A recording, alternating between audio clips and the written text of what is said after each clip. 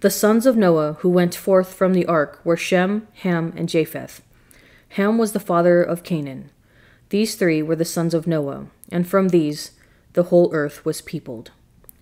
Noah was the first tiller of the soil. He planted a vineyard, and he drank of the wine and became drunk, and lay uncovered in his tent. And Ham, the father of Canaan, saw the nakedness of his father, and told his two brothers outside. Then Shem and Japheth took a garment, laid it upon both their shoulders, and walked backward and covered the nakedness of their father. Their faces were turned away, and they did not see their father's nakedness. When Noah awoke from his wine, and knew what his youngest son had done to him, he said, "Cursed be Canaan, a slave of slaves shall he be to his brothers." He also said, "Blessed by the Lord my God be Shem, and let Canaan be his slave. God enlarge Japheth, and let him dwell in the tents of Shem, and let Canaan be his slave." After the flood, Noah lived 350 years. All the days of Noah were 950 years, and he died. This is the account of Shem, Ham, and Japheth, Noah's sons, who themselves had sons after the flood. The sons of Japheth: Gomer, Magog, Madai, Javan, Tubal, Meshech, and Tyrus. The sons of Gomer: Ashkenaz, Riphath, and Togarmah. The sons of Javan: Elisha, Tarshish, the Kittim, and the Rodanim. From these the maritime peoples spread out into their territories by their clans within their nations, each with its own language. The sons of Ham: Cush, Mizraim, Put, and Canaan. The sons of Cush: Seba, Havilah, Sabta, Reumah, and Sabteka. The sons of Reumah: Sheba and Dedan. Cush was the father of Nimrod, who grew to be a mighty warrior on the earth. He was a mighty hunter before the Lord. That is why it is said, like Nimrod, a mighty hunter before the Lord. The first centers of his kingdom were Babylon, Erech, Akkad, and Calneh in Shinar. From that land he went to Assyria, where he built Nineveh, Rehoboth-ir, Calah, and Resen, which is between Nineveh and Calah. That is the great city. Mizraim was the father of the Ludites, Anamites, Lehabites, Naphthites, Puthrusites, Cathluhites, from whom the Philistines came, and Caphtorites. Canaan was the father of Sidon, his firstborn, and of the Hittites, Jebusites, Amorites, Girgashites, Hivites, Archites, Sinites, Arvadites, Zemarites, and Hamathites. Later the Canaanite clans scattered, and the borders of Canaan reached from Sidon toward Gerar as far as Gaza, and then toward Sodom, Gomorrah, Admah, and Zeboiim as far as Lasha. These are the sons of Ham by their clans and languages in their territories and nations. Sons were also born to Shem, whose older brother was Japheth. Shem was the ancestor of all the sons of Eber. The sons of Shem: Elam, Asher, Arphaxad, Lud, and Aram. The sons of Aram: Uz, Hul, Gether, and Meshech. Arphaxad was the father of Shelah, and Shelah the father of Eber. Two sons were born to Eber. One was named Peleg, because in his time the earth was divided. His brother was named Joktan. Joktan was the father of Almodad, Sheleph, Hazar-Maveth, Jirah, Hadoram, Uzal, Diklah, Obal, Abimael, Sheba, Ophir, Havilah, and Jobab. All these were sons of Joktan. The region where they lived stretched from Mesha toward Sephir in the eastern hill country. These are the sons of Shem by their clans and languages in their territories and nations. These are the clans of Noah's sons according to their lines of descent within their nations. From these the nations spread out over all the earth after the flood. Now the whole earth had one language and few words. And as men migrated from the east, they found a plain in the land of Shinar, and settled there. And they said to one another, "Come, let us make bricks and burn them thoroughly." And they had brick for stone, and bitumen for mortar. Then they said, "Come, let us build ourselves a city, and a tower with its top in the heavens, and let us make a name for ourselves, lest we be scattered abroad upon the face of the whole earth. And the Lord came down to see the city and the tower, which the sons of men had built. And the Lord said, Behold, they are one people, and they have all one language. And this is only the beginning of what they will do, and nothing that they propose to do will now be impossible for them. Come, let us go down, and there confuse their language, that they may not understand one another's speech. So the Lord scattered them abroad from there, over the face of all the earth, and they left off building the city. Therefore its name was called Babel, because there the Lord confused the language of all the earth. And from there the Lord scattered them abroad over the face of all the earth. These are the descendants of Shem. When Shem was 100 years old, he became the father of Arpachshad, 2 years after the flood. And Shem lived after the birth of Arpachshad 500 years, and had other sons and daughters. When Arpachshad had lived 35 years, he became the father of Shelah. And Arpachshad lived after the birth of Shelah 403 years, and had other sons and daughters. When Shelah had lived 30 years, he became the father of Eber. And Shelah lived after the birth of Eber 403 years, and had other sons and daughters. When Eber had lived 34 years, he became the father of Peleg. And Eber lived after the birth of Peleg 430 years, and had other sons and daughters. When Peleg had lived 30 years, he became the father of Reu. And Peleg lived after the birth of Reu 209 years, and had other sons and daughters.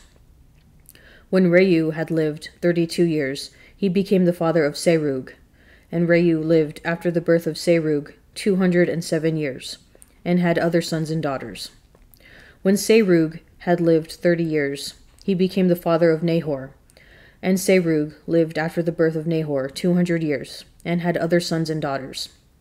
When Nahor had lived 29 years, he became the father of Terah. And Nahor lived after the birth of Terah 119 years, and had other sons and daughters. When Terah had lived 70 years, he became the father of Abram, Nahor, and Haran. Now these are the descendants of Terah. Terah was the father of Abram, Nahor, and Haran. And Haran was the father of Lot. Haran died before his father Terah in the land of his birth, in Ur of the Chaldeans. And Abram and Nahor took wives. The name of Abram's wife was Sarai, and the name of Nahor's wife, Milcah, the daughter of Haran, the father of Milcah, and Ishcah.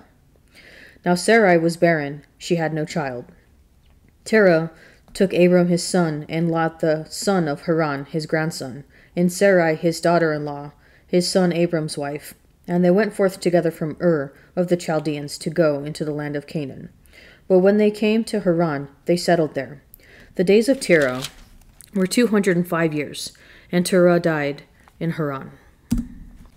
To the choir master, with stringed instruments, a psalm of David. Answer me when I call, O God of my right. You have given me room when I was in distress. Be gracious to me and hear my prayer. O sons of men, how long will you be dull of heart? How long will you love vain words and seek after lies? Selah. But know that the Lord has set apart the godly for himself. The Lord hears when I call to him. Be angry, but sin not. Commune with your own hearts on your beds, and be silent. Selah. Offer right sacrifices, and put your trust in the Lord. There are many who say, Oh, that we might see some good. Lift up the light of your countenance upon us, O Lord. You have put more joy in my heart than they have when their grain and wine abound. In peace I will both lie down and sleep, for you alone, O Lord, make me dwell in safety. Then Jesus was led up by the Spirit into the wilderness to be tempted by the devil. And he fasted 40 days and 40 nights, and afterward he was hungry. And the tempter came and said to him, If you are the Son of God, command these stones to become loaves of bread. But he answered, It is written, Man shall not live by bread alone, but by every word that proceeds from the mouth of God. Then the devil took him to the holy city, and set him on the pinnacle of the temple, and said to him, If you are the Son of God, Throw yourself down, for it is written, He will give his angels charge of you, and on their hands they will bear you up, lest you strike your foot against a stone. Jesus said to him, Again it is written, You shall not tempt the Lord your God. Again the devil took him to a very high mountain and showed him all the kingdoms of the world and the glory of them. And he said to him, All these I will give you, if you will fall down and worship me. Then Jesus said to him, Begone, Satan, for it is written, You shall worship the Lord your God, and him only shall you serve. Then the devil left him, and behold, angels came and ministered to him. Now when he heard that John had been arrested, he withdrew into Galilee, and leaving Nazareth, he went and dwelt in Capernaum by the sea, in the territory of Zebulun and Naphtali, that what was spoken by the prophet Isaiah might be fulfilled. The land of Zebulun and the land of Naphtali, toward the sea, across the Jordan, Galilee of the Gentiles. The people who sat in darkness have seen a great light, and for those who sat in the region and shadow of death, light has dawned. From that time Jesus began to preach, saying, Repent, for the kingdom of heaven is at hand. As he walked by the sea of Galilee, he saw two brothers, Simon, who was called Peter, and Andrew his brother, casting a net into the sea, for they were fishermen. And he said to them, Follow me, and I will make you fishers of men. Immediately they left their nets and followed him. And going on from there, he saw two other brothers, James the son of Zebedee, and John his brother, in the boat with Zebedee their father, mending their nets, and he called them. Immediately they left the boat and their father and followed him. And he went about all Galilee, teaching in their synagogues and preaching the gospel of the kingdom, and healing every disease and every infirmity among the people.